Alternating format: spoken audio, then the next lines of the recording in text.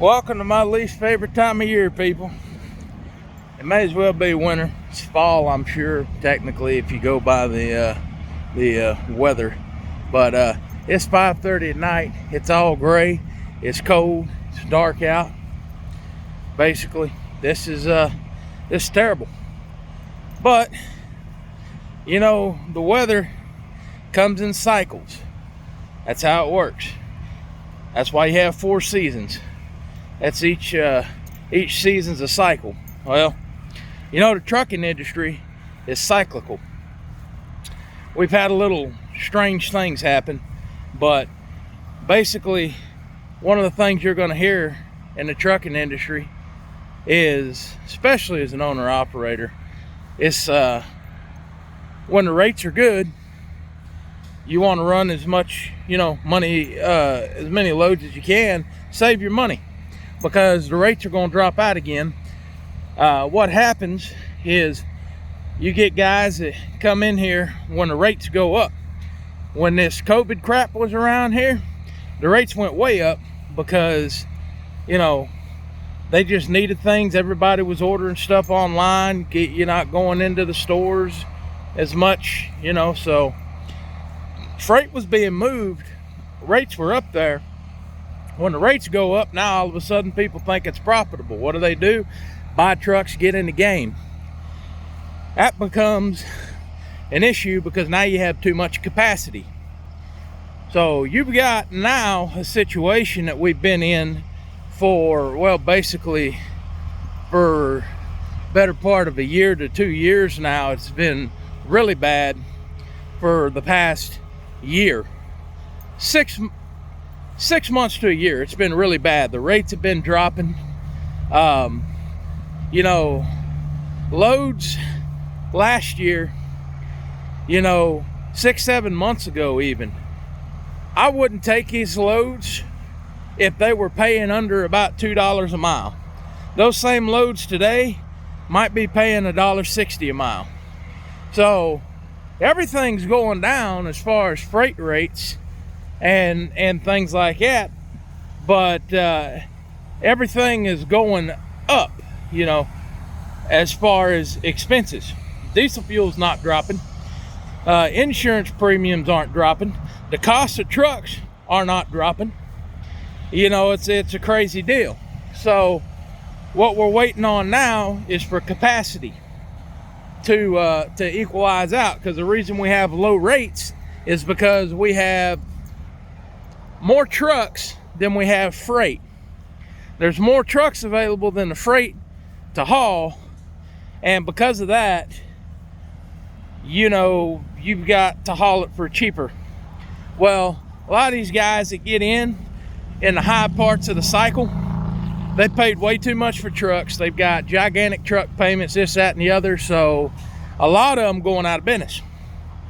You've seen Yellow Freight was basically the biggest one that's gone out of business recently. They can't keep up with the cost. I'm not going to get into the Yellow Freight or my opinion on what caused that or anything else, but all I can tell you is that a lot more of that has to happen before rates are going to start increasing again, because you're not going to have enough trucks to haul the freight that needs to be hauled. So that's what we're waiting on. If I can just ride out this storm here, we'll be fine. We'll get another good year.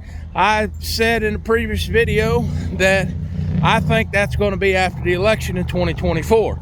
Once we know who's going to be in the White House, then all these places are going to decide, okay, either we're going to ramp business back up and we're going to ship out products, or we're going to keep business trimmed back and we're going to stay in a recession. So the point of all of this comes down to exactly what I said in the beginning. While you have good freight rates, you need to be saving your money, because you're going to have down years. Dog, let me flip this. See this? That's what's dragging me around right now. He's over here dragging me around, and I'm over here trying to make a video. Anyway, Like I said about the freight rates, if you're going to be in this business as an owner operator especially, you have got to save your money when you can make your money, because you're going to be sitting there like we are now, where last year we were making pretty good money. This year we ain't making anything. And if you didn't save your money, then you're not going to have the ability to stay in business. And once again, it's cyclical. Every couple of years this happens in the truck driving industry. You know, you got too many trucks, not enough freight, people gonna haul it for free, and basically that's what some of these guys do.